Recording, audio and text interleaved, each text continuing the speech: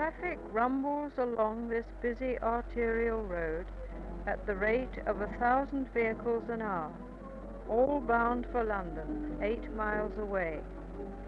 Here the speed and hustle of modern life is only too obvious. Is there no escape?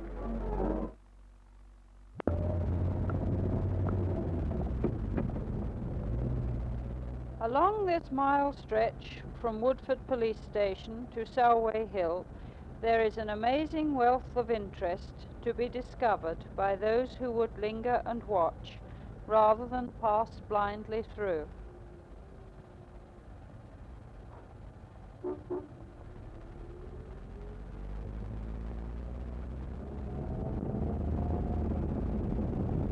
Let us not drive straight through, unheeding, but return to the starting point and explore.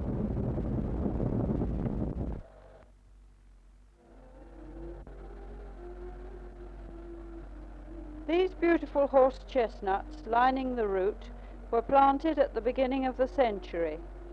They are indeed noble trees, and when they are in flower, there is no finer stretch of arterial road anywhere in the country.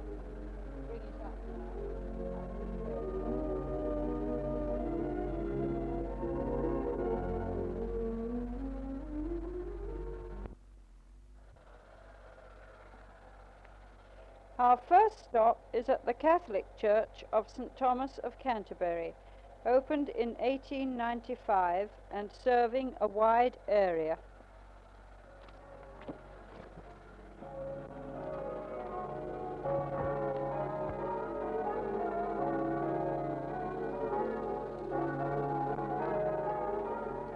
In these delightful surroundings, the Corpus Christi procession assumes an added dignity.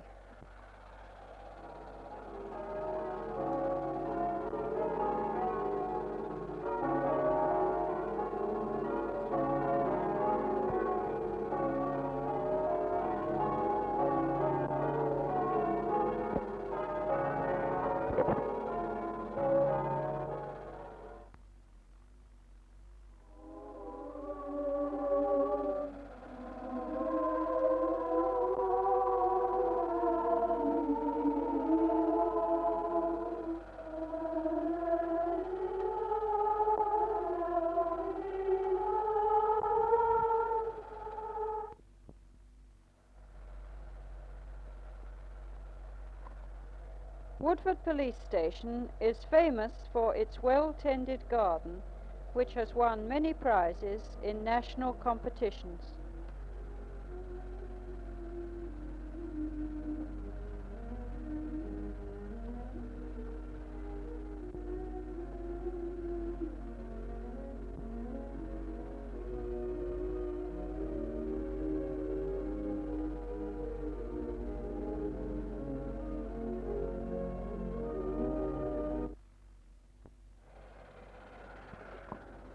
Now we must cross the A11 on this very busy and dangerous crossing.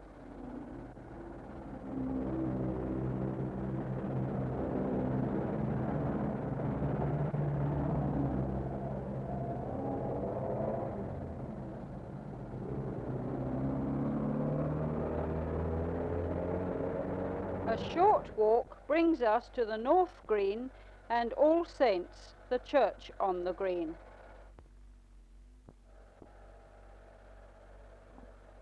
The church was opened in 1874, and since then it has been enlarged twice. It is the scene of many pretty weddings during the summer months.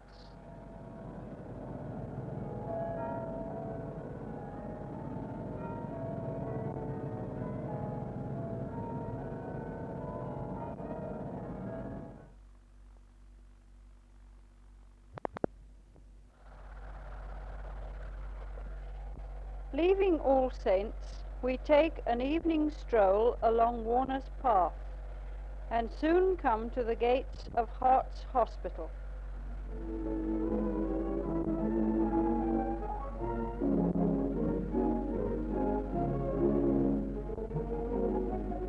This stately mansion, built in 1617 by Sir Humphrey Handforth, Master of the King's Robes, has had many famous owners, amongst them Richard Warner, a well-known botanist and horticulturalist, and it is to perpetuate his memory that Warner's Path is so named.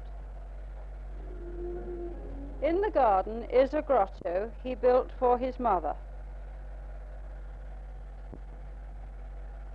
This is his book, Plantae Woodfordiensis, published in 1771.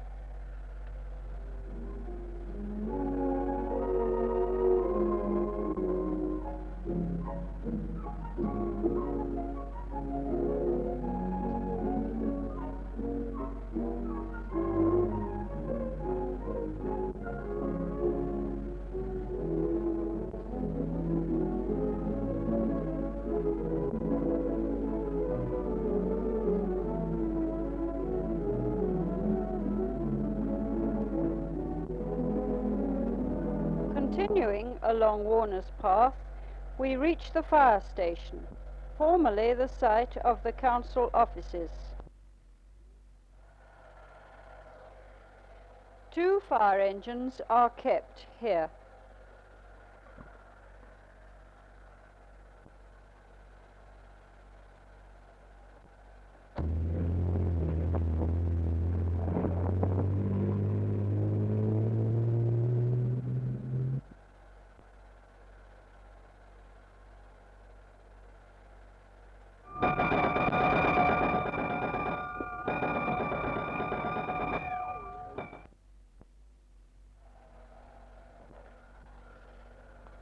By the old village pump stands the oldest butcher's shop in Essex, established in 1690 and still going strong. This is the village, or Woodford Row as it was called, and beneath the constant roar of the traffic, the ducks feed placidly and the moorhens rear at least 1 brood each year.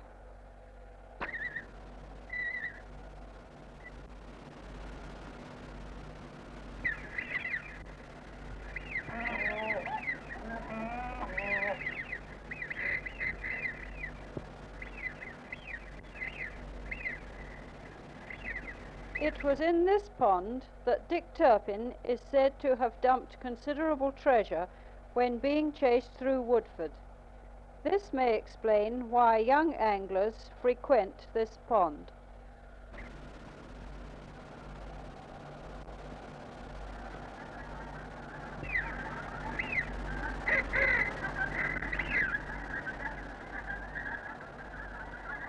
Cows on the road and ducks on the footpath.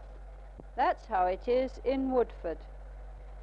This delightful sanctuary is the home of several kinds of waterfowl, and it attracts passing migrants from time to time.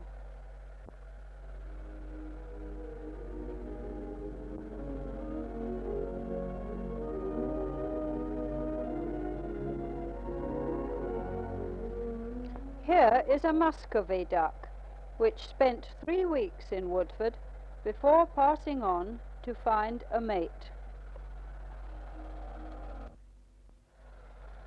Another attractive pond lies beside the men's club. It was once a steep-sided pond known as the Gravel Pit. Every spring it presents a shining white carpet of crowfoot. The cottages are part of Old Woodford and are older than the United Free Church, which was built in 1903. The Reverend Joseph Hocking was once a minister here.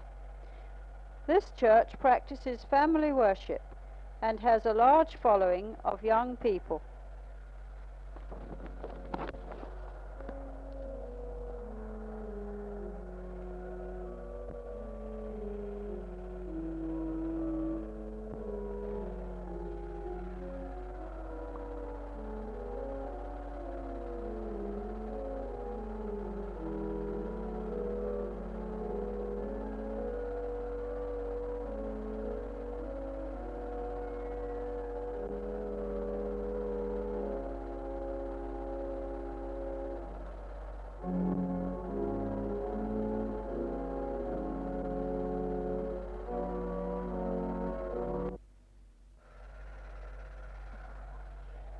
Leaving the church and crossing the road, we find the season has changed to autumn, and the chestnuts are arrayed in all their glory.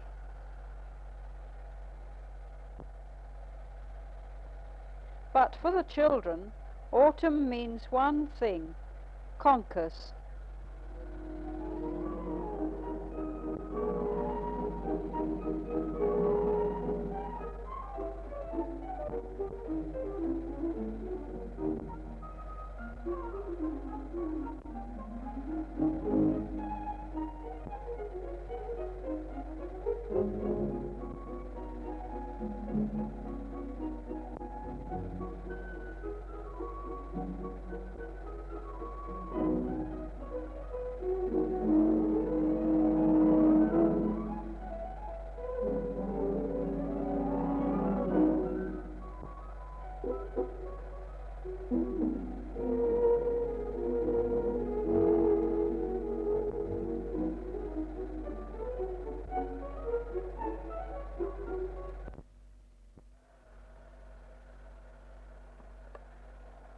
Autumn gives way to winter, and gales strip the trees, but the traffic, also noticeably thinner, continues its flow to London.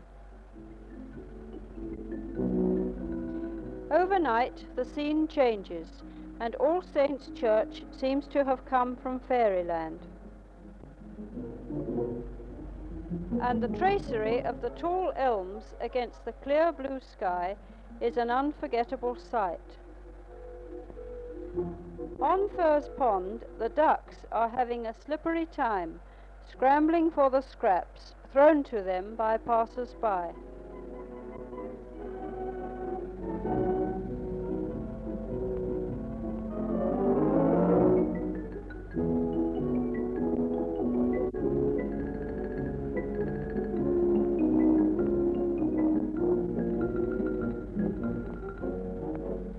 Spring is not far behind, and the chestnut buds give the best indication of its approach.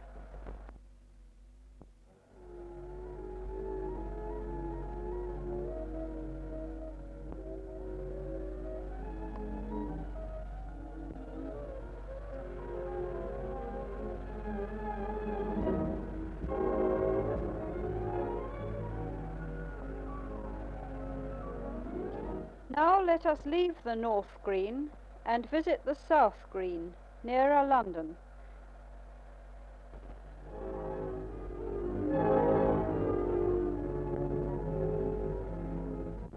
On the way, we pass the Sir James Hawkey Hall, opened in 1954 by Woodford's MP, Sir Winston Churchill.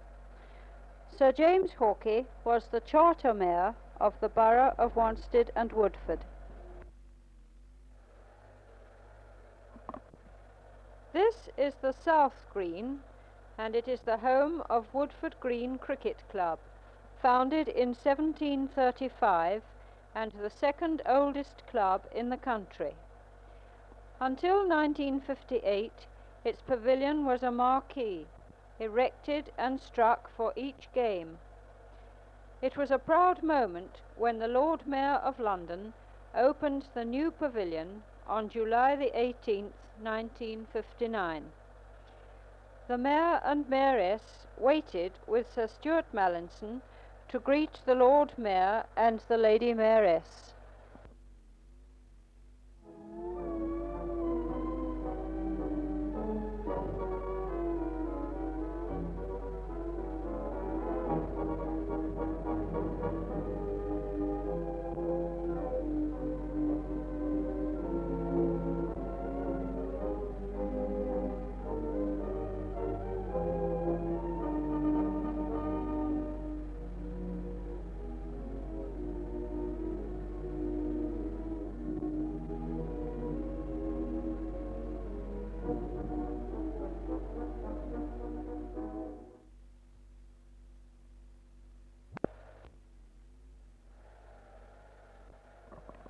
Miss Gillian Shepherd presented the bouquets.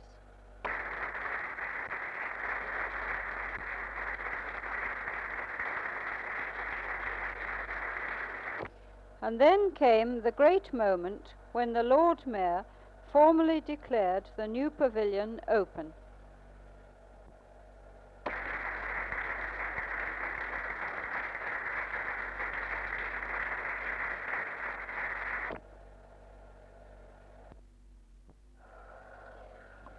This pavilion was officially opened by the Right Honourable the Lord Mayor of London, Sir Harold Gillett, MC, on the 18th of July 1959.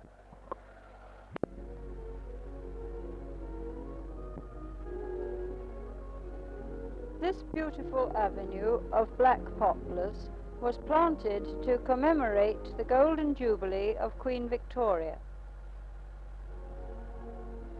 The Shady Walk leads to the Jubilee Hospital, built at the same time, and opened on the 1st of June 1899 by the Duke and Duchess of Connaught.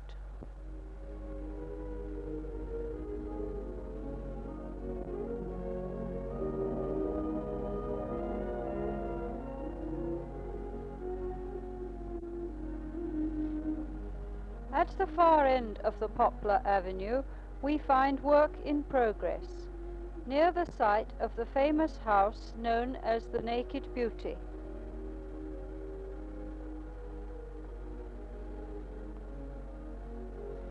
This obelisk now replaces the lady's statue, and it is soon to have a distinguished neighbour, Sir Winton Churchill.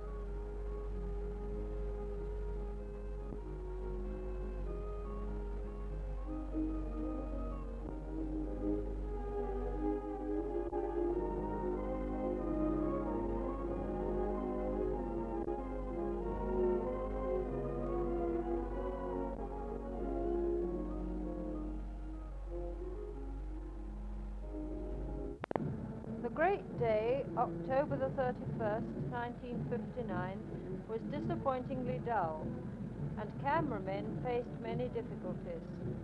But the crowd was enthusiastic as the many VIPs arrived.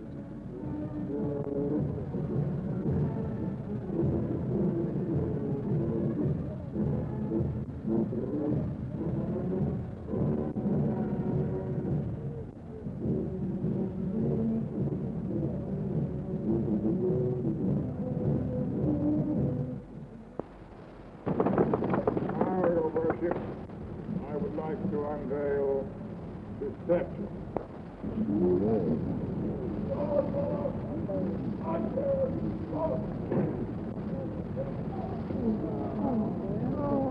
I still could see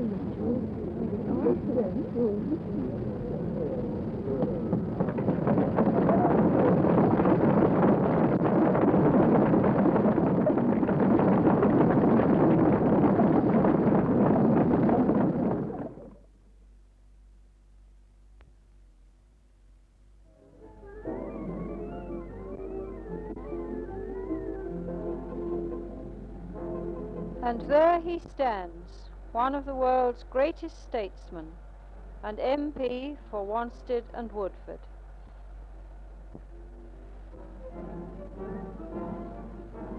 And still the traffic passes by, unheeding, unrelenting, on its way to London. Nothing stems its passage.